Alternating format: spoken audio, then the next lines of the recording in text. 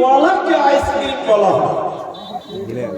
আল্লাহ রহমান, তিনি দয়ালু, তিনি মেহেরবান, তিনি গফুর গফার, তিনি ক্ষমা করনে ওয়ালা। আল্লাহর দয়া প্রকাশ পায় আল্লাহর ক্ষমার মাধ্যমে। আল্লাহ তার বান্দাকে ক্ষমা করতে ভালোবাসেন, এই মাধ্যমে আমরা জানতে পারি যে আল্লাহ তাবারাক ওয়া তাআলা দয়ালু, মেহেরবান, ক্ষমা করনে ওয়ালা। যদি আল্লাহ ক্ষমা না করতেন, এই দিক দিয়ে যদি কঠোর হতেন, তাহলে তিনি দয়ালু হতে পারতেন না। যেহেতু তিনি দয়ালু, তিনি ক্ষমা করতে ভালোবাসেন। রিয়াদুস সলিহিনের ভিতরে হাদিস এসেছে, আল্লাহর নবী বলেছেন, মানুষ এ জাতি যদি গুনাহ না করত, আল্লাহ এদেরকে হালাক করে দিয়ে ধ্বংস করে নতুন জাতি আল্লাহ পাঠাতেন। তার মানে আল্লাহ চাইছে তারা বেশি বেশি গুনাহ করে নাকি? জি না, বরং আল্লাহ চাইছে তোরা গুনাহ করার পর আমার কাছে ইস্তিগফার কর, তওবা কর। কারণ আল্লাহ তওবা করতে, ক্ষমা করতে ভালোবাসেন। কারণ আল্লাহ মানুষকে ক্ষমা করতে ভালোবাসেন, এজন্য তিনি কথাটা বলেছেন আল্লাহ রাসূল এই ব্যাপারে। এজন্য আল্লাহ তাবারাক ওয়া তাআলা বারবার বলেছেন, বান্দা তোরা আমার কাছে ইস্তিগফার কর, ক্ষমা চা, তওবা কর, আমি তোদের ক্ষমা করব। রাসূলুল্লাহ সাল্লাল্লাহু আলাইহি ওয়াসাল্লামের কাছে দুই দলের কিছু লোক এসেছে। এইদিকে দেখেন, আপনারা নজর করিয়েন না। প্রথম দলের লোক রাসূলের কাছে এসে বললেন, ইয়া মুহাম্মদ, হে আল্লাহর নবী মুহাম্মদ, আপনি বলুন, আমরা জিন্দেগিতে অনেক জিনা করেছি, ব্যভিচার করেছি, জিনার মতো গুনাহ করেছি।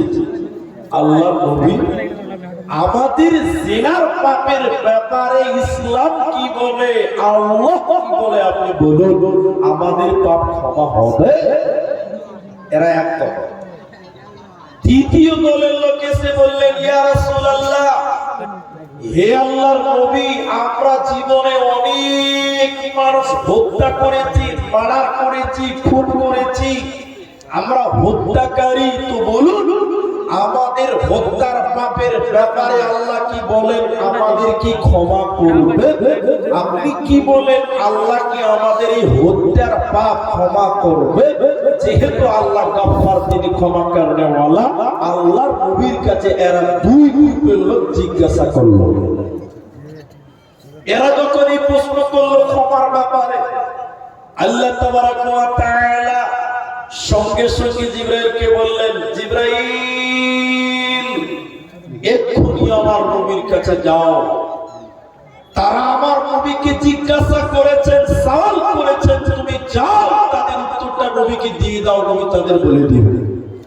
আল্লাহ তুরন্ত জিবরাইল পাঠালেন পৃথিবীতে। জিবরাইল এসে বললেন, ইয়া রাসূলুল্লাহ, ইয়া হাবিবাল্লাহ, নবী গো, যারা আপনাকে জিনার পাপের ব্যাপারে জিজ্ঞাসা করেছে তাদেরকে আপনি বলে দেন। যারা মানুষ মার্ডারের ব্যাপারে আপনাকে সওয়াল করেছে, আপনি তাদেরকে বলে দেন। আল্লাহ তাবারাক ওয়া তাআলা কোরআনের আয়াত নাযিল করে জানাচ্ছেন, আল্লাহ নবী হে, তুমি বলে দাও, কুল ইয়া ইবাদিয়াল্লাযীনা আসরাফু আলা আনফুসিহিম, হে নবী তুমি বলে দাও, যারা তোমাকে সওয়াল করেছে, জিজ্ঞাসা করেছে নিজেদের গুনার ব্যাপারে, আলা আনফুসিহিম, যারা নিজেদের নফসের উপরে জুলুম করেছে, পাপের পাহাড় তৈরি করেছে, তুমি তাদের বলে দাও, লা তাকনাতু মির রাহমাতিল্লাহ, এরা যেন আল্লাহর রহমত রহমতকে বঞ্চিত না হয়, আল্লাহর দয়া থেকে যেন তারা বঞ্চিত না হয়। ইন্নাল্লাহ, নিশ্চয়ই আল্লাহ তাবারাকা ওয়া তাআলা ইয়াগফিরুজ যুনুবা জামিআ, জীবনের সমস্ত গুনাহ আল্লাহ ক্ষমা করবেন।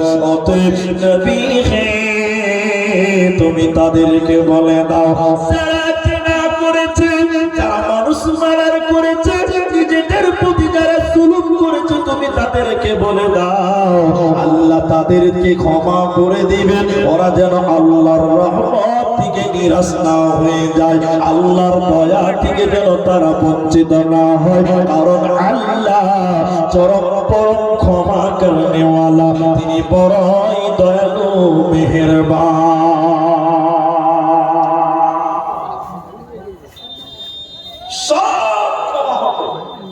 তবে কিছু শর্ত আছে।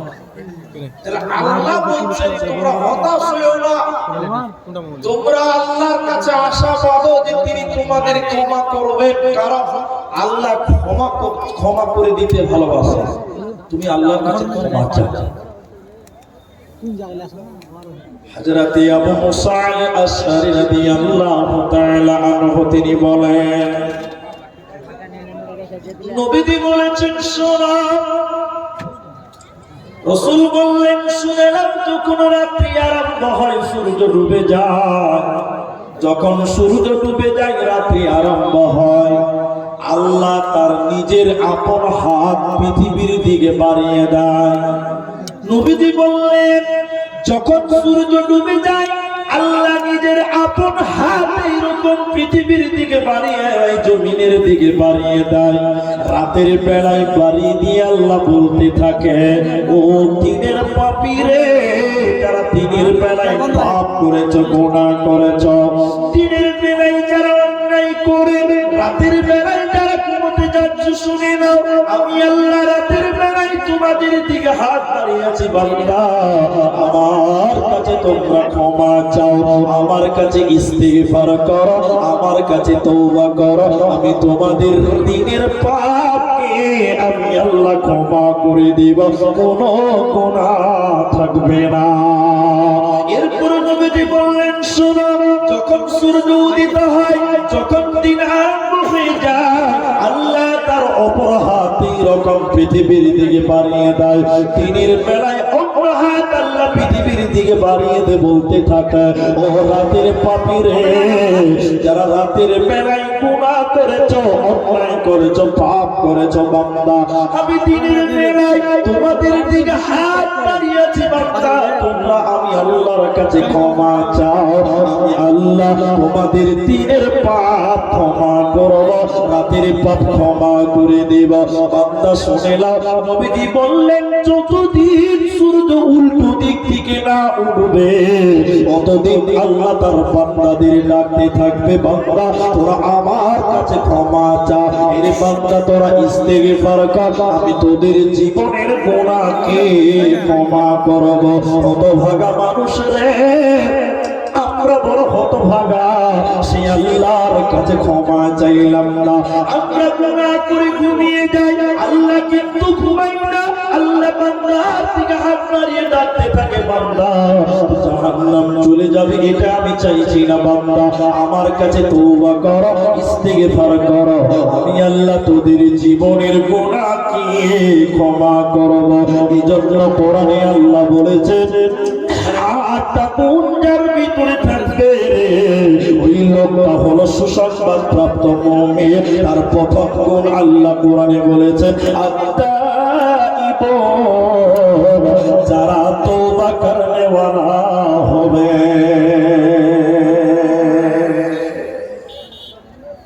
আপনি ঘুমান গুনাহ করে, আমি গুনাহ করে ঘুমাই, কিন্তু আল্লাহ চাইছে না বান্দা তুমি আমার কাছে ক্ষমা চেয়ে তুমি জান্নাতি হয়ে যাও, তুমি জাহান্নামী হইও না।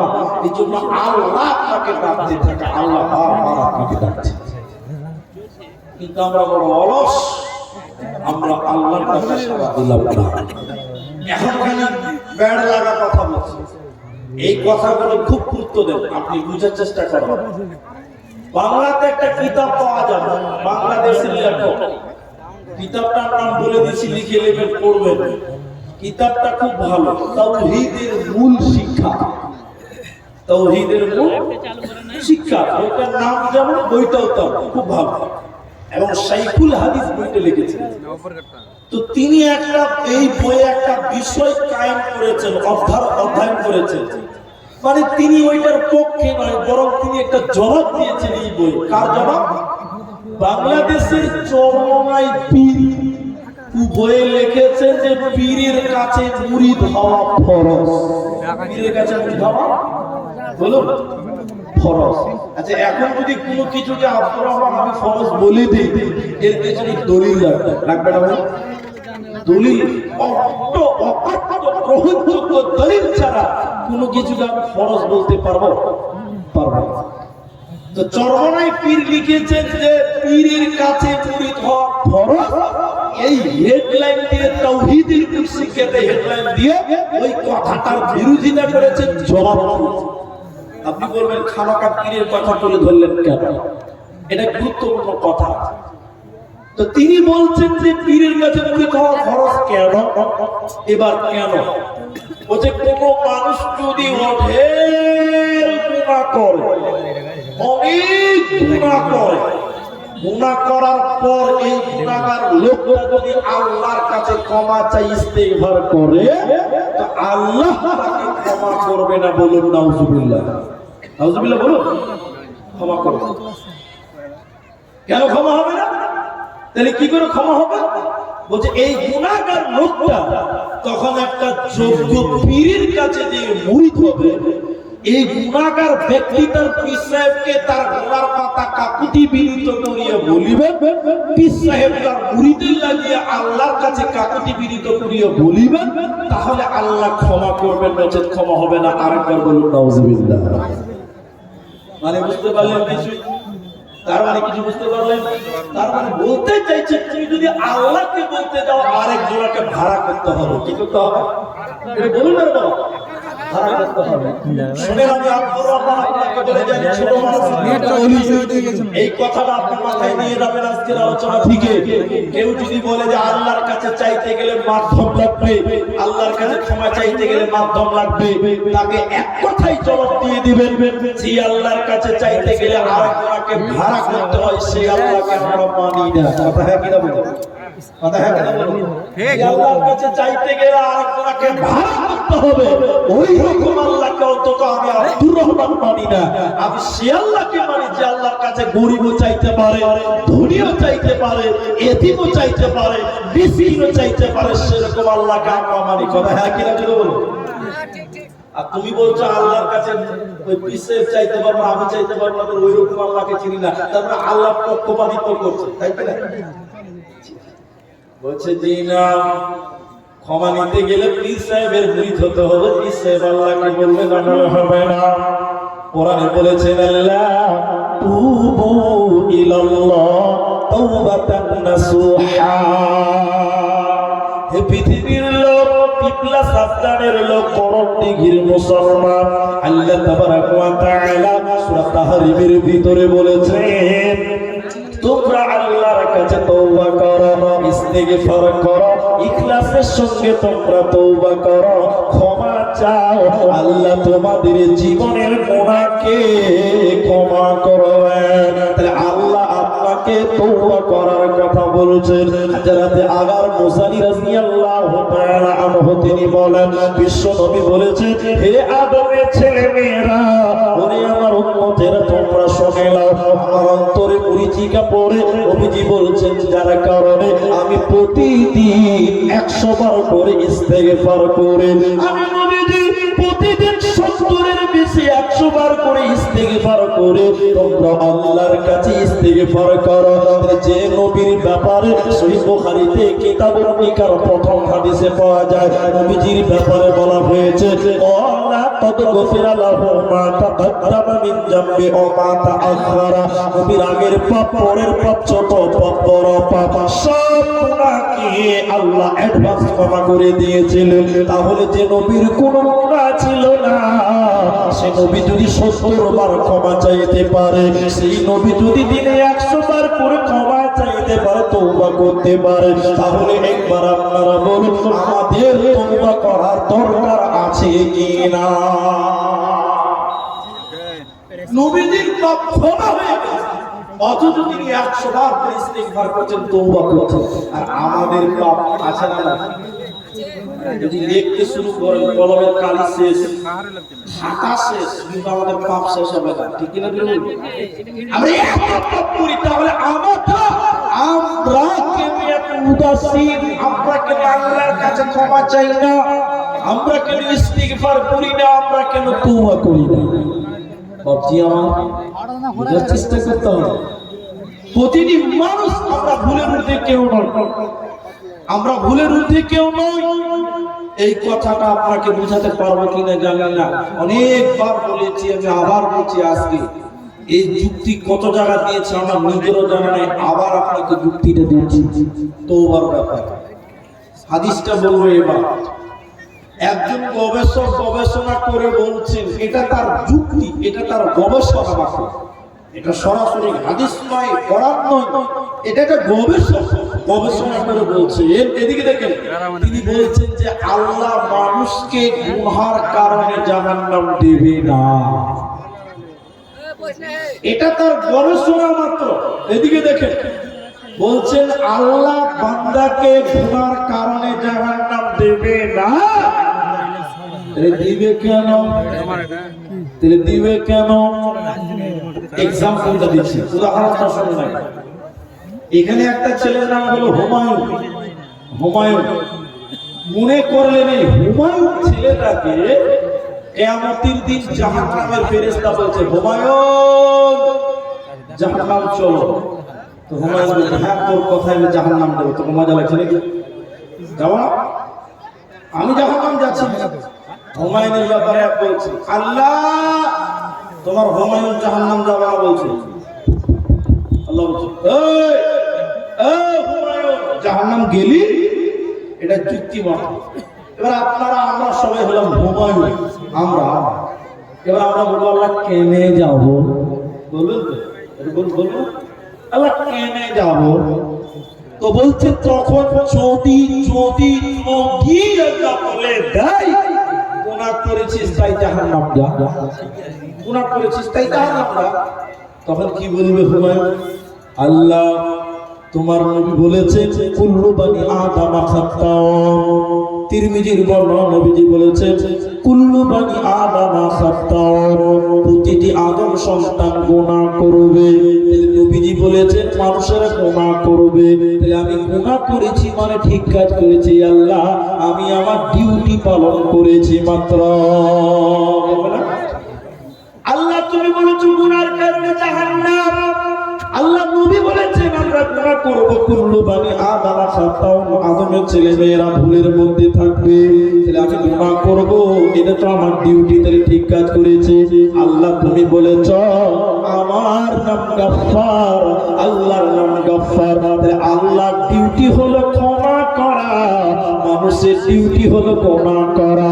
এবার আমরা বলবো আল্লাহ আমার ডিউটি ছিল গুনাহ করা, ডিউটি পালন করেছে, আল্লাহ তোমার ডিউটি ক্ষমা করা, তুমি কেন ডিউটি ফাঁকি দিয়েছো, ডিউটি পালন করো না? এই জন্য বিপদ হয়ে যাবে, ঝামেলা হয়ে যাবে।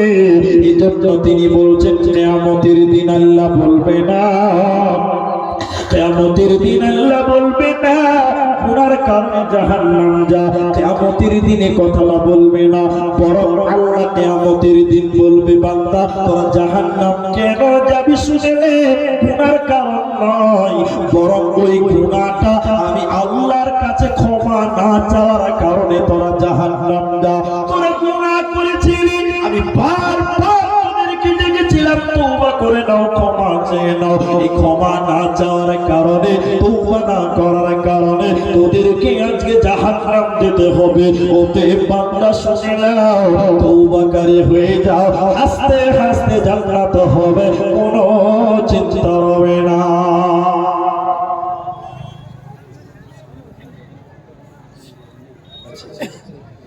মা বোনদের প্যান্ডেলে আমি দেখতে পাচ্ছি না, তবে খবর পেলাম যে সামনের দিকে জায়গা ফাঁকা আছে আর পেছনে জায়গা হচ্ছে না। আমার মা, আমার বোন, বেটি ভাতিজি যারা আছেন, ভাবো একটু আগিয়ে যান। আপনারা যদি একটু আগিয়ে যান, আপনার দিনই বোন শেষে পেছনে বসার জায়গা পাবেন। এটাই তো মুমিনের পরিচয়, যে নিজে আরেকজনের বসার ব্যবস্থা করবে। আর আমি যদি সামনে ফাঁকা করে পেছনে ভর্তি করে রেখে দিতে যাবে কি করে মানুষ? আপনি আগিয়ে আসেন মা বোন, এটা আপনাদের কাছে দাবি রাখলাম মাত্র। তা আল্লাহ বলছেন, চৌধুরীকে আমি বারবার যাচ্ছি, বান্দা তোরা আমি আল্লাহর কাছে ক্ষমা চা। বুখারী শরীফের ভিতরে রাসূলুল্লাহ বলেছেন, রাতের 1/3 অংশ যখন পেরিয়ে যায়, রাতের 1/3 অংশ যখন পেরিয়ে যায়, আল্লাহ 6 আসমানকে পাড়ি দিয়ে নিচের আসমানে চলে আসে। আসমান 7টা, 1 আসমান, 2 আসমান, 3 আসমান করতে করতে নিচের আসমানে আল্লাহ চলে আসেন। নিচের আসমানে আসার পর আল্লাহ গভীর রাত্রিতে 1/3 অংশ যখন চলে যায়, 3খানা কথা বলে আল্লাহ ডাকতে থাকে নিচের আসমানে। একদম ষষ্ঠ আসমানে নেমে আল্লাহ 3টা কথা বলে, আর একটা কথা হলো এরকম, কে আছে আমার কাছে ক্ষমা চাইবে, কে আছে গুনাহগার আমি আল্লাহর কাছে ইস্তেগফার করবে, আমি আল্লাহ তার জীবনের গুনাহ মিটিয়ে দেব। বান্দা ওতে তওবা করে না, আল্লাহ দুনিয়াতে তোমার গুনাহকে মিটিয়ে দেবে, কোনো চিন্তা হবে না।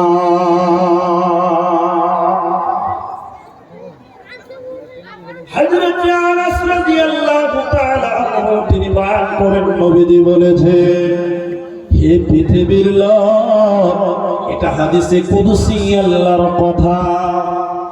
নবীজি বলেছেন আল্লাহর কথাটা, হে পৃথিবীর মুসলমান, কোন দিকের মুসলমান, সাবধানের মুসলমান শোনো। কোন মানুষ যখন অনেক গুনাহ করে, আল্লাহ গফফার, ক্ষমা করনে ওয়ালা, ক্ষমার আশায় যদি আল্লাহর কাছে ক্ষমা চাই, ও দয়াল মাবুদ রে, আপনি গফফর, আপনি গফফার, আপনি গফুর, আপনি ক্ষমা করনে ওয়ালা, আয় আল্লাহ আপনি আমাকে ক্ষমা করবেন, এটা আমি আশা করি। ক্ষমার আশায় যদি কেউ আল্লাহর কাছে ক্ষমা চান, তো নবীজি বলছেন, শোনো বান্দা, তোমার পাপ যদি পৃথিবী বরাবর হয়, তোমার পাপ যদি দুনিয়া বরাবর হয়, আল্লাহ দুনিয়া বরাবর দয়া নিয়ে তোমাকে ক্ষমা করে দিবে। বান্দা আল্লাহ কারো তাওয়াক্কা করেন না। এরপরে আল্লাহর নবী বললেন, তুমি যদি গুনার ক্ষমার আশায় যদি আল্লাহর কাছে ক্ষমা চাও, তোমার পাপ যদি বান্দা আসমান পরিমাণ হয়, তোমার গুনাহ যদি আকাশ পরিমাণ হয়, আকাশ পরিমাণ গুনাহ করার পর আল্লাহ গফফার, ক্ষমা করনে ওয়ালা, এই নিয়তে যদি তুমি ক্ষমা চাও, নবীজি বলেছেন, উম্মত রে, আল্লাহ তোমার আসমান পরিমাণ গুনাহকে ক্ষমা করবে। আল্লাহ কারো তাওয়াক্কা করেন না। বান্দা তুমি যদি শিরকের মতো গুনাহ না করো, তুমি যদি শিরকের মতো গুনাহ না করো, বান্দা আসমান পরিমাণ গুনাহ আল্লাহ ক্ষমা করে দিবেন, ক্ষমা করনে ওয়ালা। ওতে মুসলমান, আল্লাহর কাছে ক্ষমা আশা করো, ক্ষমা ভিক্ষা চাও, আল্লাহ ক্ষমা করে দিবেন, কোনো চিন্তা রবে না, রবে না, রবে না। হে ভাবুক ভেবে দেখো, বসে নিরালায় গজব কেন রে দুনিয়ায়, শান্তি কেন নাই রে দুনিয়ায়। হে ভাবুক ভেবে দেখো, বসে নিরালায় গজব কেন রে দুনিয়ায়, শান্তি কেন নাই রে দুনিয়ায়।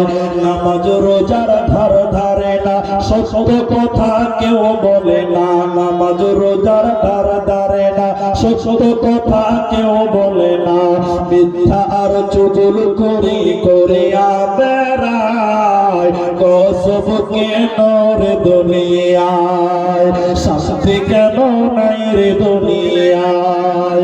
মাথায় কাপড় দেয় না নারী, পিঠে বুকে দেয় না শাড়ি। মাথায় কাপড় দেয় না নারী, পিঠে বুকে দেয় না শাড়ি। বেহায়া বেশরম নারী চলে বেপরদায়। গজব কেন রে দুনিয়ায়, শান্তি কেন নাই রে দুনিয়ায়। চেয়ারম্যানিয়ার মেম্বরে তাও নিল কত নারী। চেয়ারম্যানিয়ার মেম্বরে তাও নিল কত নারী। পুরুষের মান সম্মান রহিল কোথায়। গজব কেন রে দুনিয়ায়, শান্তি কেন নাই রে দুনিয়ায়। লোক যায় কোর্ট কাছারিতে, হকিম সাপক বিচার পেতে। লোক যায় কোর্ট কাছারিতে, হকিম সাপক বিচার পেতে। ঘুষ দিলে চোর ডাকাত খুনি খালাস পেয়ে যায়। গজব কেন রে দুনিয়ায়, শান্তি কেন নাই রে দুনিয়ায়। হে ভাবুক ভেবে দেখো বসে নিরালায়। গজব কেন রে দুনিয়ায়, শান্তি কেন নাই রে দুনিয়ায়। আমাদের জীবনে পাপের পাহাড় তৈরি হয়ে আছে, অথচ আমরা উদাসীন, আমরা কোনো হস্তক্ষেপ করছি না। আমরা কোন রকম চিন্তিত নয় নিজেদের গুনার ব্যাপারে, নিজেদের পাপের ব্যাপারে উদাসীন হয়ে আমরা দুনিয়া ঘুরছি। অথচ শয়তানের একটা খাসনাত আছে, ইবলিসের একটা খাসনাত আছে, আর মানুষের আর একটা খাসনাত আছে। শয়তানের খাসনাত কি? এদিকে ইবলিসের খাসনাত অভ্যাসটা কি? ইবলিস এইদিকে আয়াতটা বোঝার চেষ্টা করো। আল্লাহ বললেন ওয়াইদ ক্বালা রাব্বুকা লিল মালাইকাতি ইসজুদু লি আদাম। আল্লাহর কোরআন বলছে, হে ফেরেশতা মণ্ডলী, তোমরা আদমকে সাজদা করো। তো ফেরেশতাদের কথা আসছে, ইবলিসের নাম আসেনি। বলতে গেলে অনেক লাগবে, তো তফসিল করা যাবে না, ছোট্ট করে বলি। ফেরেশতাদের সঙ্গে ইবলিস ছিল, পরোক্ষভাবে আল্লাহ ইবলিসকেও বলেছিল, হে ইবলিস এবং ফেরেশতা তোরা আদমকে সাজদা কর। সবাই সাজদা করল, ইবলিস কিন্তু সাজদা করল, অহংকার করল। আবা ওয়াস্তাকবারা, সে অহংকার করে অস্বীকার করলো, জি না, আমি আদমকে সাজদা করব না। ভুল করলো, ভুল করলো, ভুল করলো। ইবলিস ক্ষমা চেয়েছে, জোরে বলুন, ক্ষমা চেয়েছে? ক্ষমা চাইনি। তাহলে যারা ভুল করার পরে আল্লাহর কাছে ক্ষমা চায় না, তারা ইবলিসের ভাইরা ভাই। কথা বুঝতে পারছেন? যারা ভুল করার পরে নিজের ভুলের ব্যাপারে আল্লাহর কাছে শর্মিন্দা হয় না, ইস্তিগফার করে না, তাওবা করে না, তারা হলো ইবলিসের দলভুক্ত, শয়তানের দলভুক্ত। কথা হ্যাঁ কিনা জোরে বলুন। ইবলিস ভুল করে নিজেকে অনুতপ্ত করেনি, তওবা করেনি, মাপ চাই না, এই জন্য সে বহিষ্কৃত হলো, বহিষ্কার হলো আল্লাহ থেকে। আরেকজন নবী, নবী তিনি প্রথম নবী, প্রথম মানুষ হযরতে আদম আলাইহিস সালাম। তিনিও একটা ভুল করলেন জান্নাতের ভিতরে।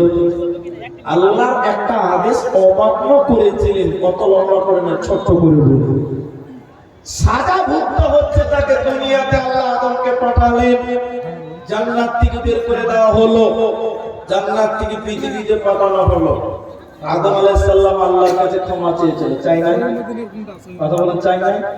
রব্বানা যালামনা আনফুসানা ওয়া ইল্লাম তাগফির লানা ওয়া তারহামনা লানাকুনান্না মিনাল খাসিরিন।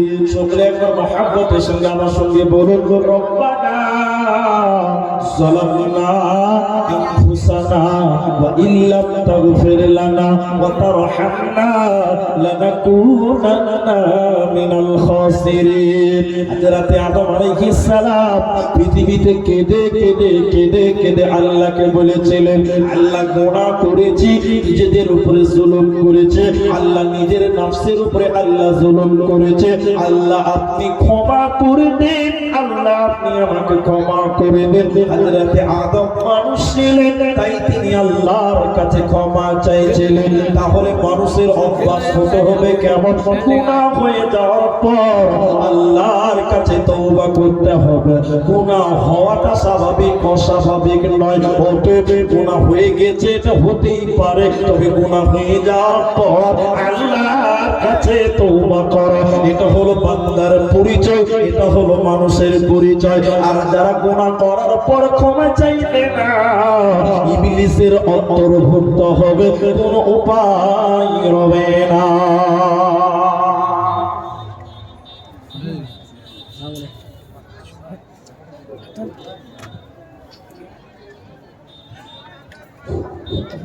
আসসালামু আলাইকুম ওয়া রাহমাতুল্লাহ। আমাদের বিপ্লব মাদ্রাসার ছাত্রীদের নাম বলছি, যাদেরকে মহিলাদের মধ্যে চাদর নিয়ে কালেকশন করার কথা আছে, তারা নামগুলো আমি বলছি, তারা সবাই রেডি হয়ে যাবে চাদর নিয়ে।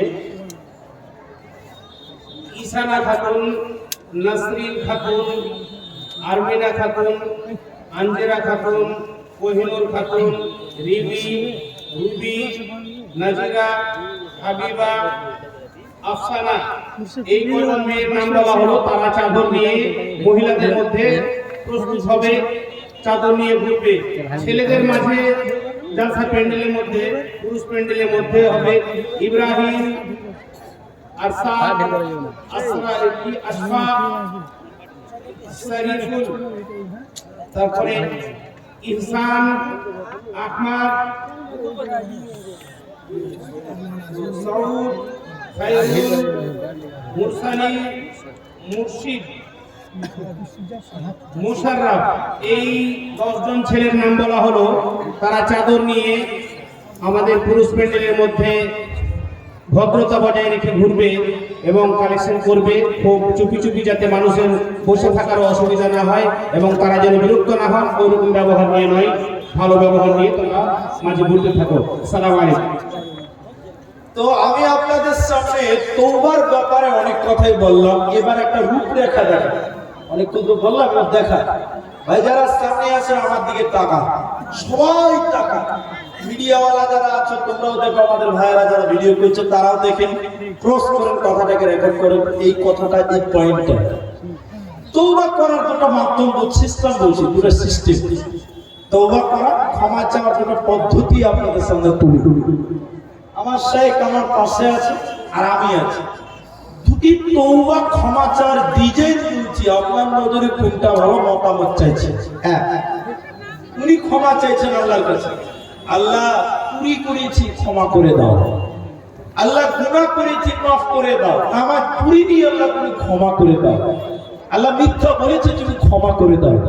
উনি ক্ষমা চাইছেন আল্লাহর কাছে।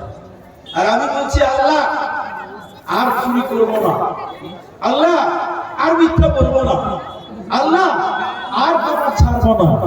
আমি কিন্তু ক্ষমা চাইলাম না, উনি ক্ষমা চাইলেন। উনি বললেন আল্লাহ ক্ষমা করে দাও, ক্ষমা করে দাও, ক্ষমা চাইছে। আর আমি বললাম আল্লাহ আর চুরি করবো না, আর ক্ষমা ছাড়বো না, আর মিথ্যা বলবো না। এই দুটোর মধ্যে আপনাদের নজরে কোনটা ভালো? আমারটা ভালো, আমারটা ভালো? মৌলানা সাহেবটা ভালো? এরা বলছে মৌলানাটা ভালো। জি না, মুফতি সাহেবটা ভালো লাগে। কেন ভালো লাগে? কথাটা বুঝেন। উনি বলছেন আল্লাহ চুরি করেছি ক্ষমা করে দাও, মানে আমরা চুরি করবো। আসে না, আচ্ছা আমার চুরি নিয়ে আল্লাহ মাফ করে দাও, আমার করবো না, আছে কি না? হ্যাঁ কিনা বলো। আর আমি ক্ষমা চাইলাম, আমি কি বলবো বলো তো? আল্লাহ চুরি করবো না, আর নামাজ ছাড়বো না, আর মিথ্যা বলবো না। কোন মানুষ যদি পাপ থেকে বেরিয়ে নেকি ধরে নেয়, ওর অতীতের পাপকে আল্লাহ অটোমেটিক ক্ষমা করে দেবে। শুধু তাই নয়, অতীতের পাপকে আল্লাহ নেকিতে পরিপূর্ণ করবে। আল্লাহ এত খুশি হবে তখন বলবেন আল্লাহ আর নামাজ ছাড়বো না। আল্লাহ আপনার অতীতের গুনাহকে নেকি বানিয়ে দেবে। আল্লাহ নেকি দিয়ে পরিপূর্ণ করবে। আরেকটা হাদিস আপনাকে শোনাই, এটা একটা মাদ্রাসার জালসা, সকলেই যদি হন আপনারা, আমি একটু উদাহরণ দিয়ে আপনাকে বুঝাচ্ছি হাদিসটা। এটা উটের রাখাল মরুভূমিতে উট চড়াচ্ছে। উট কোথাকার প্রাণী? মরুভূমিতে, রাজস্থানে আছে মরুভূমিতে। দেখেন এটা রাখাল উট চড়াতে গেছে মরুভূমিতে, 3 দিন 4 দিন 5 দিন থাকবে। রাখাল খাবার নিয়ে উটের গলায় ঝুলিয়ে দিয়ে সেও চলছে রাখাল ওই উটের সঙ্গে। কোন এক সময় রাখাল বসেছিল, বসে বেখেল হয়েছে বা হালকা ঘুমিয়েছে, হঠাৎ করে ঘুম থেকে জেগে খেয়াল যখন হলো তখন বলছে ইন্নালিল্লাহ। রাখালের সামনে উটও নাই, তার খাবারও নাই।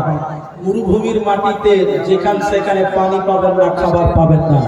রাখালের উট হারিয়ে গেল, খাবার হারিয়ে গেল। এবার আপনারা একটু বলুন, তাহলে রাখালের চিন্তা বাড়বে না কমবে? বাড়বে। উট হারিয়েছে, ওইটা যা আছে, খাবার হারিয়ে গেছে, মরুভূমিতে পাবো কোথায়?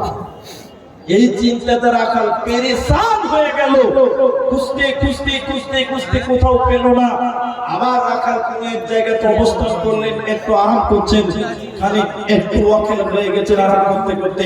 হঠাৎ করে চোখ খুলে দেখছেন যে তার সামনে উট হাজির হলো, তার খাওয়ার হাজির হলো। খুশি হবে না? খুশি হয়ে রাখাল বলছে আনা রব্বি আনতা আব্দুকা। রাখাল খুশি হয়ে বলল আল্লাহ আমি তোমার প্রভু, তুমি আমার গোলাম। আল্লাহকে কি বলছে? গোলাম। বলছে আল্লাহ তুমি আমার গোলাম, আমি তোমার আল্লাহ। গুনাহ হবে? কোনো গুনাহ হবে না। কেন? তিনি রাখাল বলছে আনা রব্বি, আমি হলাম আল্লাহ, আনতা আব্দুকা, আল্লাহ তুমি হলে আমার দাস, তুমি হলে আমার গোলাম, তবু গুনাহ হবে না। বলে কেন? এটা ইচ্ছা করে বলেনি, কথাটা উল্টা হয়ে গেছে, আনন্দের কারণে, খুশির কারণে উল্টা হয়ে গেছে। কথাটা হতো আল্লাহ তুমি আমার মালিক, আমি তোমার গোলাম, এইটা না বলে বলছে আল্লাহ আমি তোমার প্রভু, তুমি আমার গোলাম। এত খুশি কেন রাখাল? এত খুশি হওয়ার কারণ শুনলেন ভাই আমার, ধরে আমার কারণের ভিতরে রাখাল তারা হারিয়ে যাওয়া জিনিস পেয়েছে, এর জন্য এত আনন্দিত, এত খুশি হয়েছে। আল্লাহর নবী বলছেন এটা রাখালের যদি, এটা রাখাল যদি হারিয়ে যাওয়া জিনিস পাওয়ার কারণে এত আনন্দিত হয়, তখন কোন গুনাহগার, যখন কোন বান্দা গুনাহ জড়িত হয়ে যায়, পাপের জড়িত হয়ে যায়, আল্লাহ সে বান্দার দিকে তাকিয়ে থাকে। বান্দা যখন আল্লাহকে বলে রব্বানা ظلمنا أنفسنا وإن لم تغفر لنا وترحمنا لنكونن من الخاسرين।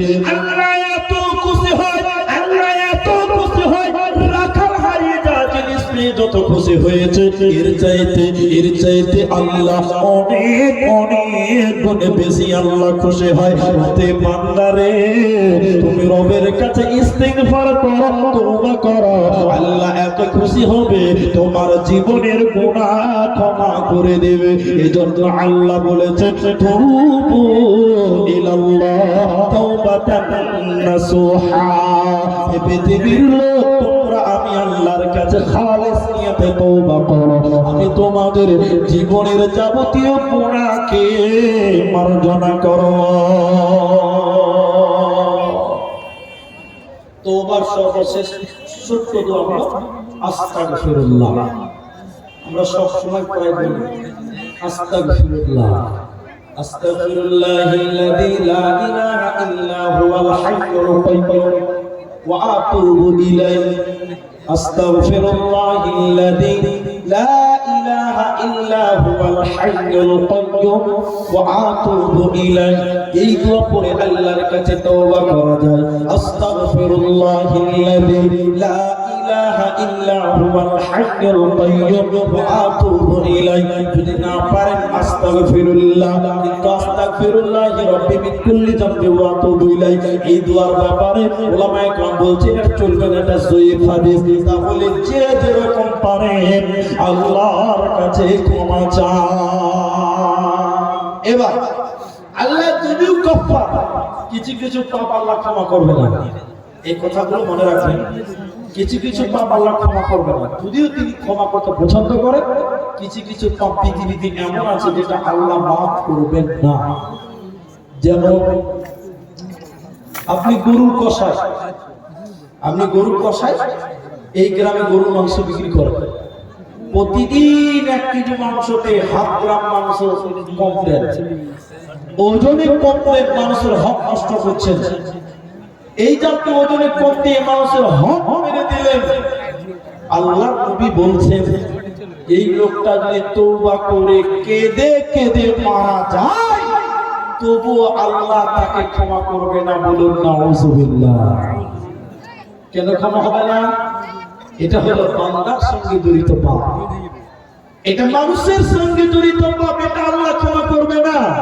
যে যদিও তিনি ক্ষমা করনেওয়ালা, যেহেতু এটা মানুষের সঙ্গে জড়িত পাপ, যতজন মানুষকে মাংস কম দিয়েছেন, ঠকিয়েছেন, ততজন মানুষের কাছে যে ক্ষমা নিতে হবে। আল্লাহ যদিও ক্ষমাকারী, তবুও এই পাপকে আল্লাহ ক্ষমা করবে না, এটা বান্দার সঙ্গে জড়িত পাপ। এটা একটা ভয়ঙ্কর পাপ যেটা আল্লাহ ক্ষমা করে না। আরেকটা পাপের কথা আপনাদেরকে জানাতে চাই, তওবা করে যদি মারা না যান এই পাপ আল্লাহ বরদাস্ত করবেন না, ক্ষমা করবেন না। সেটা হলো শিরকের মতন পাপ। যদি আপনি দুনিয়াতে তওবা করে কেঁদে কেটে ক্ষমা নিতে পারেন তো ফের আলহামদুলিল্লাহ ক্ষমা পেয়ে যাবেন। কিন্তু ক্ষমা না চেয়ে যদি মারা যান আল্লাহ এই পাপ বরদাস্ত করতে পারেন না, আল্লাহ এই পাপ ক্ষমা করবেন না। অতএব শুনেলেন, দুনিয়াতে যত পাপ করেছেন না কেন এই 2টা পাপ করবেন না, কারণ এই 2 পাপ আল্লাহ ক্ষমা করে না। এক, মানুষের সঙ্গে জড়িত পাপ করবেন না, কারণ হক নষ্ট করবেন না। এই বোকা ছেলে, তোমাকে আমি বলছি শোনো, এখনো তোমার ফুফুর জমিতে তোমরা চাষ করে খাও, এখনো তোমার বাপের বোনের জমিতে তোমরা চাষ করে খাও, তোমার ফুফুর জমি তোমার দাদা মারা গেছে এখন পর্যন্ত ফিরিয়ে দাওনি, তুমি বোনের তোমার ফুফুর হক নষ্ট করেছো, এই পাপ আল্লাহ ক্ষমা করবে না, ফুফুর কাছে ক্ষমা নিতে হবে। অতএব মানুষের সঙ্গে জড়িত যত পাপ আছে আপনি আল্লাহর কাছে কেঁদে মরে গেলে আল্লাহ ক্ষমা করবে না। যতজন মানুষকে কাঁদিয়েছেন, হক নষ্ট করেছেন, তাদের কাছে পৃথিবীতে ক্ষমা নেন, না হলে উপায় থাকবে না। আসসালামু আলাইকুম ওয়া রাহমাতুল্লাহ। মা বোনদের উদ্দেশ্যে বলছি আপনাদের পিছনে জায়গা নেই, সামনের দিকে জায়গাগুলো ফাঁকা আছে। দয়া করে যারা সামনে বসে আছেন তারা যদি একটু সামনের দিকে গিয়ে ফাঁকাটা পূরণ করে বসেন, পিছনের মহিলারা জায়গা পাবে। আর আপনাদের কর্তব্য হলো পিছনে যারা দাঁড়িয়ে আছে তাদেরকে জায়গা দেওয়া। মা বোনদের উদ্দেশ্যে আবারও বলছি, দয়া করে আপনারা সামনের জায়গাটা পূরণ করুন, পিছনের লোকগুলোকে বসার জায়গা দিন, পিছনের মা বোনদের বসার জায়গা দিন। আমাদের সামনে যে সব শ্রোতারা দাঁড়িয়ে আছেন তাদেরকে অনুরোধ করছি, আপনারা যদি বসে যান তাহলে আরো বলতে বেশি ভালো করে পারবেন এবং ওনার বসার একটা বলার আরো একটা মাধুর্য বেড়ে যাবে। আমি আপনাদের অনুরোধ করছি, যারা যেখানে দাঁড়িয়ে আছেন নিজের নিজের জায়গায় বসে যান, সাইডে দাঁড়িয়ে থাকা অসভ্য মনে হচ্ছে। আসসালামু আলাইকুম। ভাইয়া, তাহলে আমরা আল্লাহর কাছে ক্ষমা চাইব, কিন্তু এই পাপ যেগুলো আমি আপনাদের সামনে তুললাম এই পাপগুলো থেকে আপনি আমি বাঁচতে হবে। যদি আমরা এই পাপগুলোকে অবহেলা করি তাহলে কি হবে? পরিশেষে আমরা আপনাদেরকে আহ্বান করব যে বেশি বেশি করে ইস্তিগফার করবেন। ইস্তিগফার অনেক জায়গা রয়েছে, তার মধ্যে নামাজ, সালাতের ভিতরে মানুষের গুনাহকে আল্লাহ মিটিয়ে দেয়, ওনাকে ক্ষমা করা হয় সালাতের মাধ্যমে। আর সালাতের ভিতরে তওবার একটা বিরাট সুযোগ আল্লাহর রাসূল দিয়ে গেছেন, আল্লাহ দিয়েছেন। কি বলেন আপনারা নামাজে? এদিকে দেখেন, নামাজে কি বলেন? আল্লাহু আকবার। কি বলেন? আল্লাহুম্মা বা'id বাইনি ওয়া বাইনা খাতায়ায়া কামা বা'আদতা বাইনাল মাশরিকি ওয়াল মাগরিবি। বলেন কি বলেন না? দোয়া সানা পড়েন না, আল্লাহ গো তুমি আমাকে আমার পাপকে এত দূরে রাখো, বাইনাল মাশরিকি ওয়াল মাগরিবি, পূর্ব পশ্চিম যত দূরে, মানে পশ্চিমে আমি থাকবো, পূর্ব দিকে পাপ থাকবে, মানে পাপ যেন আমাকে ধরতে না পারে। নামাজের ভিতরে ক্ষমার সিস্টেম পাওয়া যায়। দুসাজদার মাঝে কি বলেন? আল্লাহুম্মা গফিরলি, আল্লাহ তুমি আমাকে ক্ষমা করে দাও। ক্ষমার ব্যাপারে নামাজের ভিতরে সুন্দর স্থান রয়েছে। ওতে বান্দা তুমি ক্ষমা চাইবে কেমন করে?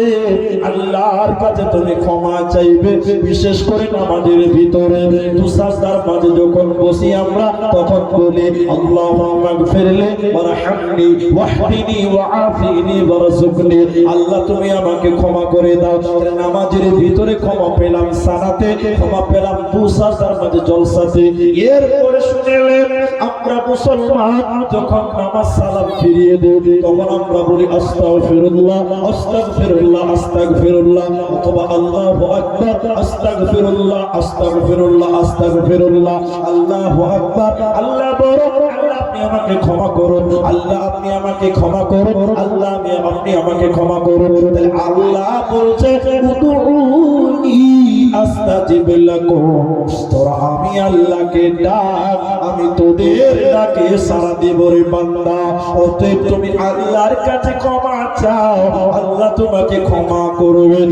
ক্ষমা চাওয়ার কিছু সিস্টেম আছে, ক্ষমা চাওয়ার কিছু জায়গা আছে, তার ভিতরে একটা উন্নত মানের জায়গার নাম হলো নামাজ।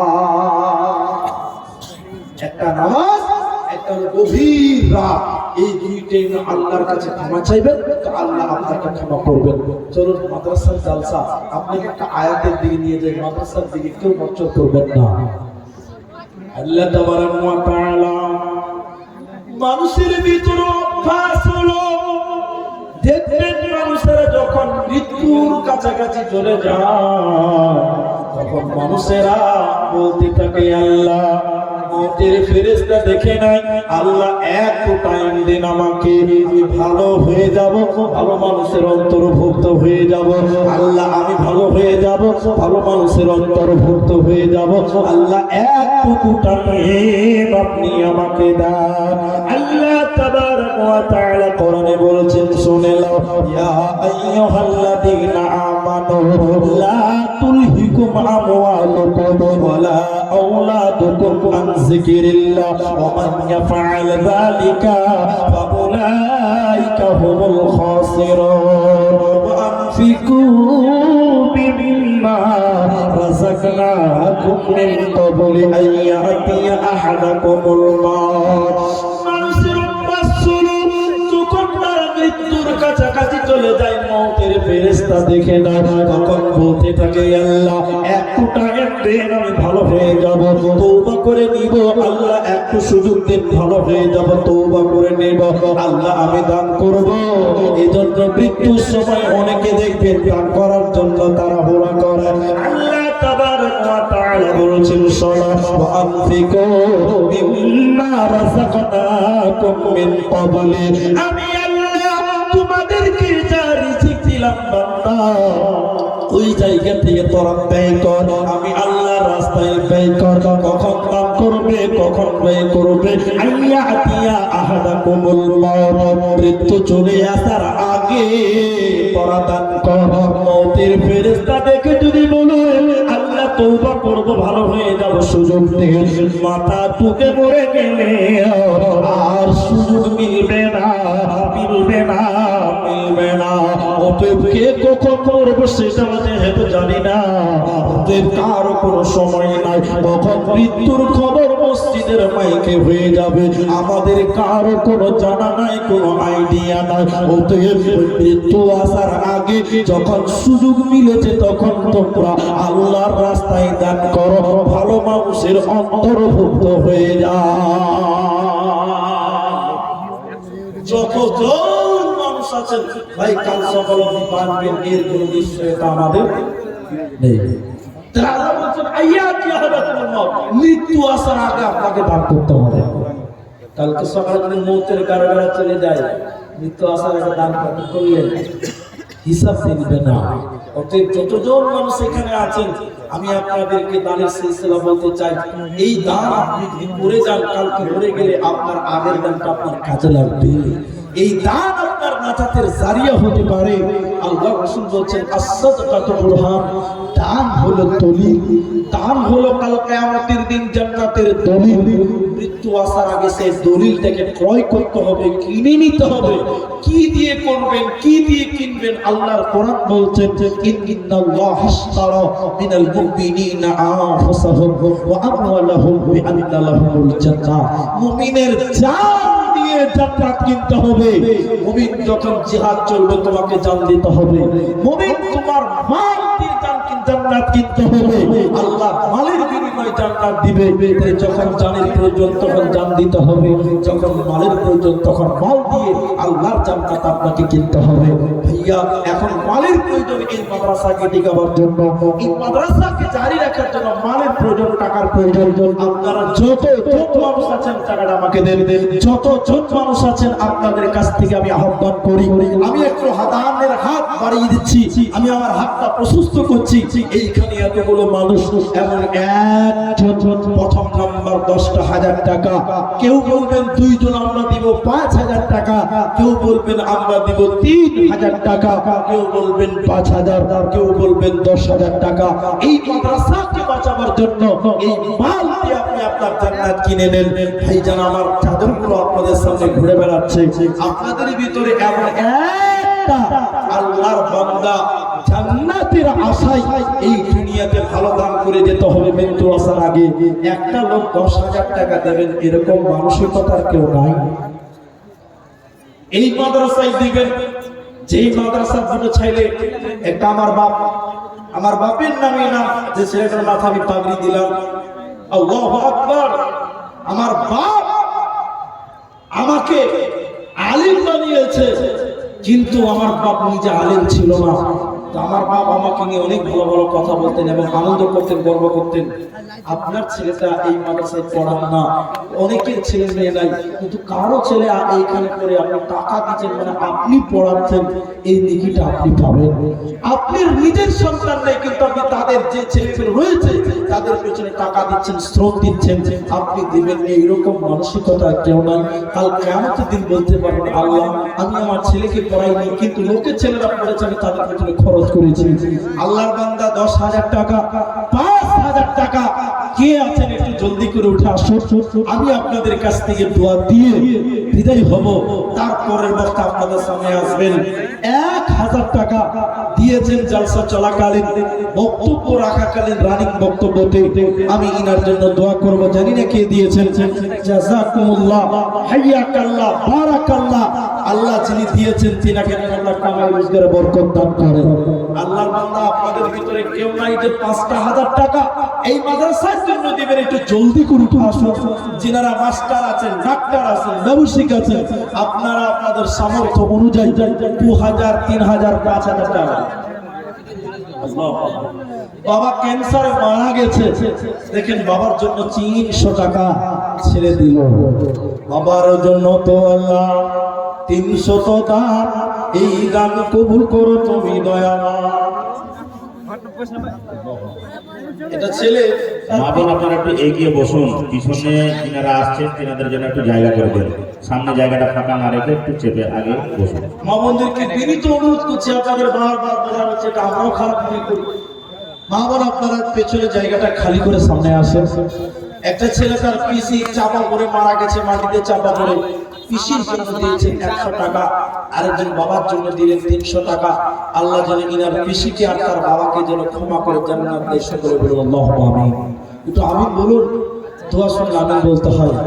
জাযাকাল্লাহ, হাইয়াকাল্লাহ, বারাকাল্লাহ, আল্লাহুম্মা আমিন, আল্লাহুম্মা সাল্লি আলাইহি, আল্লাহুম্মা বারিক আলাইহি, আমিন আমিন আমিন। আসেন, আল্লাহর রাস্তায় আপনারা দিবেন। এই মাদ্রাসার জন্য আপনারা 1,000 টাকা, 2,000 টাকা। কি নাম ভাই? মানিরুল ইসলাম, কোথা বাড়ি? আন্ধারিয়া। আন্ধারিয়া মানিরুল ইসলাম মা বাবার জন্য মারা গেছে, বাবা অসুস্থ আছেন, 100 টাকা দিলেন।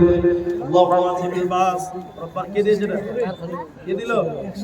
হ্যাঁ, লাগো বাবা সুস্থ আছে সেটা দিয়েছে আল্লাহুম্মা জিবিল বাস রব্বানা নাসফি আনতা শাফি লা শিফা ইল্লা শিফাউ শিফাআন লা ইউগাদিরু সাকামা আর 1000 দিল নাম বলিল না আল্লাহ তুমি এদানিকে বিপদে ফেলো না বিপদ আপদ হতে উদ্ধারিয়ে নেবে এই দানা আল্লাহ তুমি কবুল করিবে আমিন আমিন আমিন জীবনকে খুঁজে ফেরো না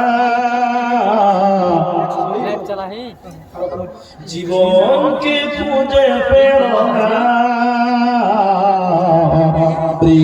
তোর দোয়া